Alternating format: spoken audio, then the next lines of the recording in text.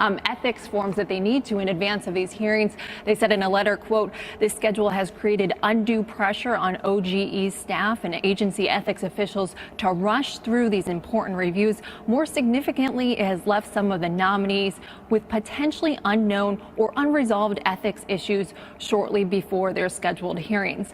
The Trump transition team is pushing back on all this, saying that some are trying to politicize this process, and Senate Majority Leader Mitch McConnell saying that he's not going to delay any of these. The hearing schedule will go on as planned, and suggested that basically this is just sour grapes for all the complaints here. We confirmed 7 cabinet appointments the day President Obama was sworn in. We didn't like most of them either.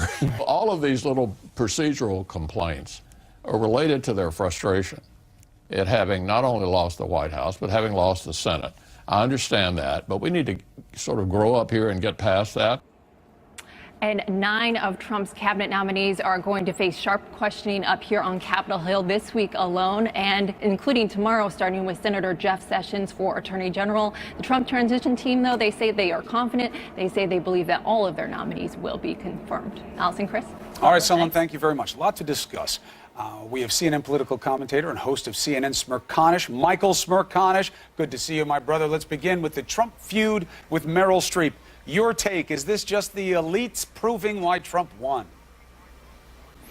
If she wanted to hurt him, the best thing she could do is praise him, because all this does is energize his base. And Chris, I think he loves a fight like this with a high-profile Hollywood celebrity. And frankly, there will be more water cooler conversation today at the workplace as to whether Meryl Streep really is an overrated actor than there will be on the Affordable Care Act replacement, Russian hack, or the hearings that Sondland was just talking about, which have such great importance. So, you know, the diversionary impact, whether it's deliberate or not, we can discuss, is very real. Michael, you're so right. In upside-down world, where we're living, where sort of the conventional logic no longer applies, if she had wanted to hurt him, she would have praised him, and that would have been like cognitive dissonance for everyone, but this might just play into their hands. I want to ask you about another big topic over the weekend. That's the declassified report that some of the intel community put out about their findings about